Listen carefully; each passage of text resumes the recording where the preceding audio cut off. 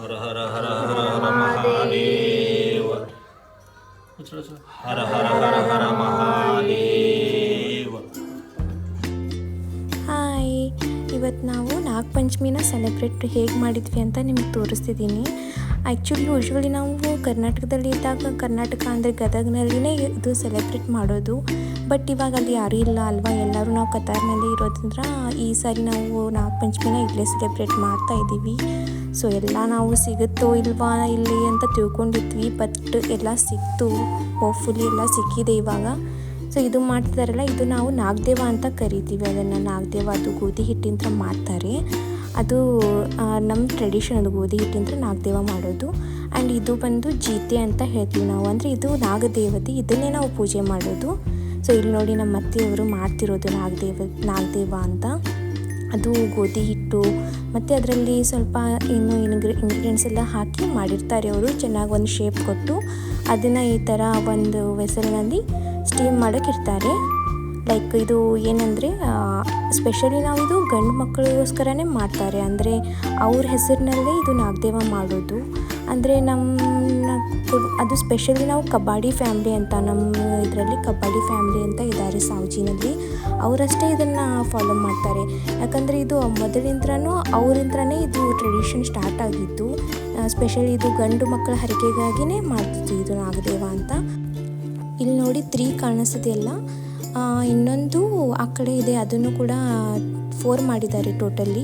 ಅಂದರೆ 4 ಯಾಕಂದರೆ ನಮ್ಮ ಮನೆಯಲ್ಲಿ ಟೋಟಲ್ 4 ಜನ ಗಂಡು ಮಕ್ಕಳಿದ್ದಾರಲ್ಲ, ಅದಕ್ಕೋಸ್ಕರ ಒಬ್ಬೊಬ್ಬರ ಹೆಸರಿಂದ ಒಂದೊಂದು ನಾಗದೇವ ಅಂತ ಮಾಡ್ತಾರೆ. ಅದೇ ಯಾಕೆ ಹೇಳಿದ್ನಲ್ಲ ಆವಾಗಲೇ, ಸ್ಪೆಷಲಿ ಇದು ಗಂಡು ಮಕ್ಕಳಿಗೋಸ್ಕರ.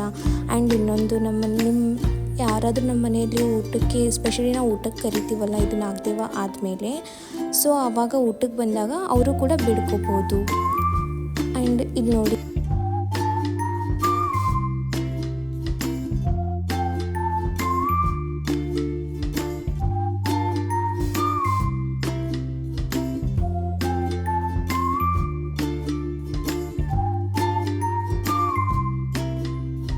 ನಮ್ಮ ಗೋಧಿ ಹುಗ್ಗಿ ತುಂಬಾ ಚೆನ್ನಾಗಿರುತ್ತೆ, ಎಲ್ಲರಿಗೂ ಲೈಕ್ ಕೂಡ ಆಗುತ್ತೆ ಗೋಧಿ ಹುಗ್ಗಿ. ಮತ್ತು ಬಾಪ್ಲಾ ಅಂತ ಮಾಡ್ತೀವಿ. ಬಾಪ್ಲಾ ಮೀನ್ಸ್ ಸ್ಟೀಮ್ಡ್ ಚಪಾತಿ ಅಂತ. ಸೊ ತುಂಬ ಟೇಸ್ಟಿಯಾಗಿರುತ್ತೆ ಇವತ್ತೆಲ್ಲ ಊಟ ಮಾಡೋದಕ್ಕೆ ಇದು.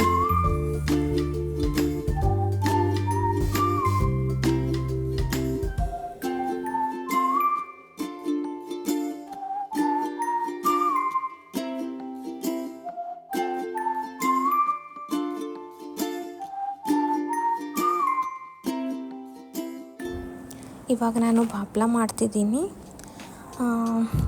ಇದು ಸ್ಟೀಮ್ ಚಪಾತಿ ಅಂತ. ತಿನ್ನೋದಕ್ಕೆ ತುಂಬಾ ಚೆನ್ನಾಗಿರುತ್ತಿದ್ದು.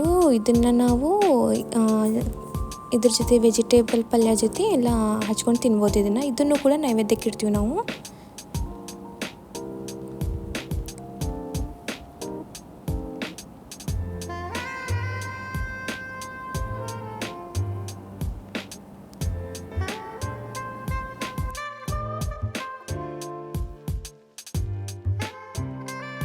ತೊಗರಿ ಬೇಳೆ ಪಲ್ಯ, ಇದು ಚೆನ್ನಾಗಿ ನೆನೆ ಹಾಕಿ ಇದು ಮಾಡಿರೋದು.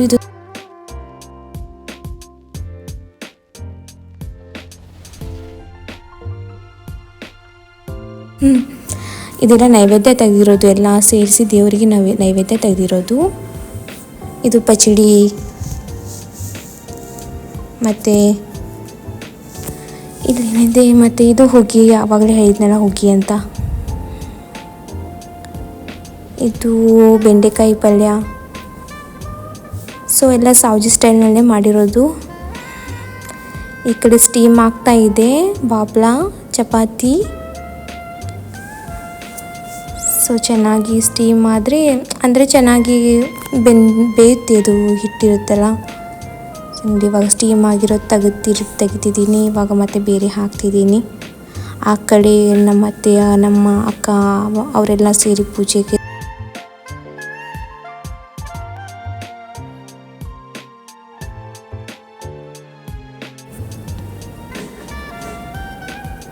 ನೋಡಿ ಇಲ್ಲಿ ಪೂಜೆ ಮಾಡ್ತಿದ್ದಾರೆ ನಮ್ಮ ಅತ್ತೆ ಮಾವ.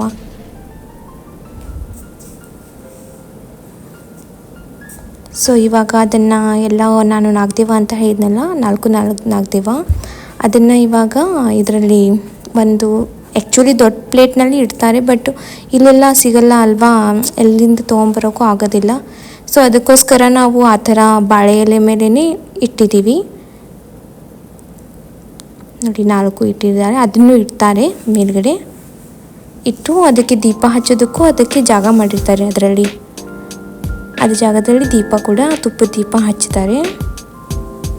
ಹಚ್ಚಿ ಅದನ್ನು ಆಮೇಲೆ ಎಲ್ಲ ಮನೆಯಲ್ಲಿರೋ ಎಲ್ಲ ಗಂಡ್ಮಕ್ಳು ಅದನ್ನು ಬೆಳಗ್ತಾರೆ. ಅದನ್ನು ಹಿಡ್ಕೊಂಡು ನಾವು ಬೆಳಗ್ಬೋದು, ಹೆಣ್ಮಕ್ಳು ಬೆಳಗ್ಬೋದು, ಹಾಗೇನಿಲ್ಲ. But start with boys.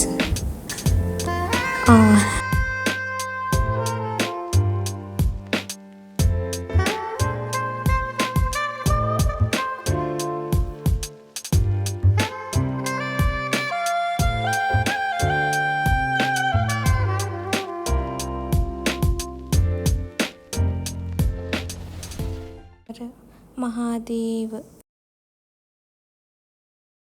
Hara Hara Hara Mahadev.